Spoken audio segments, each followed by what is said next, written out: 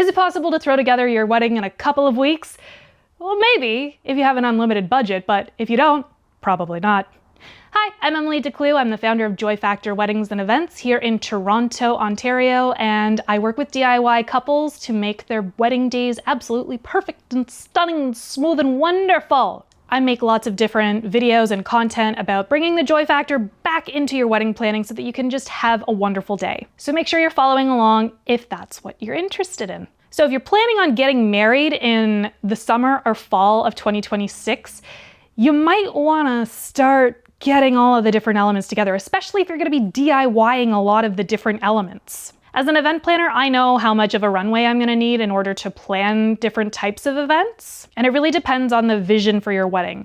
Realistically, I think DIY couples think that they have a lot more time than they actually do to get these different things done, especially if both of you are working full-time, which I know we all are. For example, if you're planning on catering your own wedding, I did it, my sister did it, you're gonna wanna have your menu planned out at least 2 months out, and then you need to make sure you have a list of all of the ingredients so that you can make sure you go to the grocery store to get all of the dry goods first for like 2 weeks out, and then a week in advance you can get all of your refrigerated or frozen stuff, and then make sure you have a plan to get the food from your house to the venue, and yeah, it's a lot of things. There are a number of steps, especially if you don't have a car. I didn't have a car at the time, and I was walking back and forth to No Frills like every couple of days, like slugging giant bags of flour.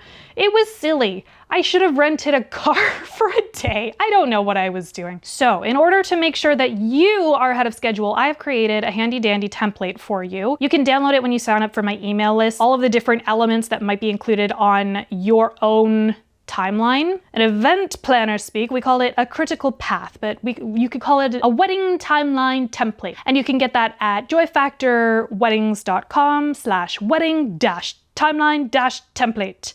A mouthful. I will link that below so that you don't have to figure out how to type that. Okay, how do you even start making a timeline for planning everything for your wedding? I always begin with the event date. That seems really straightforward, but like at the bottom of my list, I have November 11th, get married, for example. And then before that, I know my mom's flying in the Tuesday before. Mom flies in. Other key dates, get your special occasion permit for your liquor license for your venue, get your wedding insurance, like all of the different key elements that you know you're gonna have to have. Start with those dates because they will precipitate the rest of the planning that you're gonna be doing. Once you have all of your key dates in, you can start doing other smaller things like with the catering example that I gave earlier. Your key date might be plan menu, and then a sub date might be create grocery list for all of the catering ingredients that I'm gonna need, and so on and so forth. The more elements that you plan, the more you're gonna add to this timeline. So like, it's not a one and done thing. You're gonna continuously add to things. Maybe at some point you're like, you know what? I really wanna do like a cool dance with my bridal party. So you're gonna plug in final date that we know the dance. And then before that, rehearsal dates leading up to it, like every Wednesday or something. And before that, like 6 weeks out, hire a choreographer to make sure that we all know how to do this dance. And then the dates the choreographer is gonna come in. So you can see how like when you work backwards, all of these different pieces come together. In the template that I have created for you, there are some specific things like get your marriage license application, that sort of stuff. Okay, the next thing you wanna do when you're planning your wedding is rally the troops. Who's going to be doing the different things on your wedding day? Like maybe somebody's gonna be making your cake for you. Maybe somebody's gonna do the photography for you. Once you figure out who these key people are who are going to like volunteer to do stuff for you, then you can start filling in the gaps with your vendors. Now I want you to keep in mind, the people, your friends and family that are gonna be helping you on your wedding day, really do a gut check if these people are going to do what they say they're going to do, because everybody's totally different. Everybody has completely different relationships with everything. And it's okay to say, like at a certain point, like there's a cutoff date, like, okay, it's August 12th. I know that if the favors aren't all tied up together by August 15th, then we're really gonna have a problem. So I need Cassandra to do that for me. If you've asked one of your friends to plan something special for you or make sure that something specific is gonna happen and you're noticing nothing's really happening, it's okay at a certain point to say like, hey, I understand you might be feeling really overwhelmed. You've got a lot of stuff going on at work, family, friend, whatever, all of those things.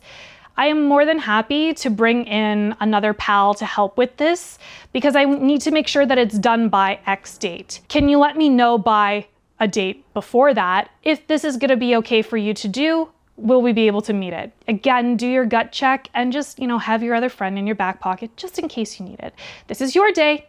Okay, this is your day, and you need to make sure that you're getting what you need from the people who are offering to help you. Everybody has different capacity levels, and those capacity levels are always changing. So make sure that your expectations are that you're going to do everything that you possibly can do. They're doing everything they possibly can do, and sometimes they are not able to complete the task, and that's okay. It doesn't change your friendship or anything. It just means that you need to find help in a different place. That's all. Okay, now that you have like the big key dates done and you've got all of your troops, your family and friends doing the things, then you just have to start filling in the little details. And believe me when I say the little details will reveal themselves over time. So every week you might have something new to add into your timeline, and maybe every day and maybe every hour and every minute. And then sometimes there will be absolutely nothing to add in and you're just kind of sitting there twiddling your thumbs looking at your timeline like, well, is anything actually happening or am I just like hoping for the best here? I don't know. Just trust the process and keep everything written down. And eventually you're going to get to a couple weeks before your wedding, and that's when you're going to want to check out my other video on my whole checklist of like the things that I take my DIY couples through when I'm doing the day of coordination for their wedding.